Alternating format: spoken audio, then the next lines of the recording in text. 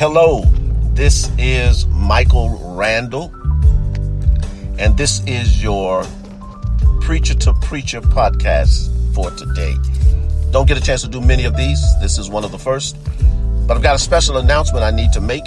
It's regarding Saturday, December the 7th. Be on the lookout for a live Facebook announcement regarding a Preacher to Preacher sermon outline project. I think you'll be blessed by that.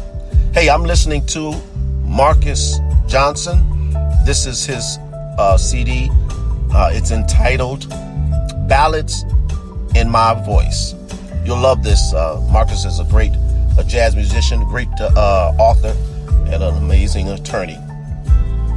I wanted to share something with you from a thought that I received this morning, just contemplating and meditating, and the Lord revealed something out of 2 Timothy chapter 1, verse 7. In this verse, Paul encourages and exhorts Timothy to operate in his giftedness. He uses the words in the King James Version, stir up the gift. Activate what you have in you that has been given unto you by the laying on of my hands. Paul very well knew what Timothy brought to the table. He was Timothy's spiritual father. He set Timothy in Ephesus to pastor and in many other places. He knew what Timothy brought to the table. And he wanted to remind Timothy, though he was timid and young and faced many challenges in ministry, he wanted to remind him that there was a spiritual gift that he had within him that could be used for kingdom building. So Paul reminded Timothy to stir it up, activate it, cause it to operate. Now, I feel that there's a couple of things you must do in order to stir up your gift or to operate in your giftedness. Number one, you must identify it. You must describe it, understand it, be able to tell others what your giftedness actually is. What has God gifted you to accomplish in the kingdom? What do you bring to the table? Are you a preacher? Are you a pastor? Are you a teacher? Are you an organizer? Are you an educator? Whatever the Lord has given you, bring that gift and operate in it. And you do that by identifying it. Take the assessments that help you to identify where your passion is and then stay in that sweet spot. Secondly, you must sharpen it.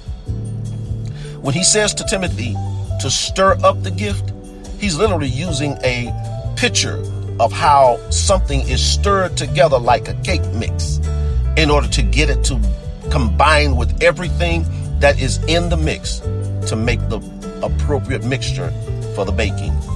Paul is telling Timothy, you've got to identify what you're gifted in, and then you must sharpen it. If that means going to get formal education, if that means getting some continuing education credits, if that means getting some certifications, that means doing what you must do to sharpen your gift, develop it, and be disciplined in it. Then he says, use it. He says, stir up the gift. There's something in you that you can use, something that can benefit the kingdom of God, touch people's lives, and you need to use it, put it to work, put it to action so that it can be identified. What's the use of having a sword that is, and it's not sharpened and put to use?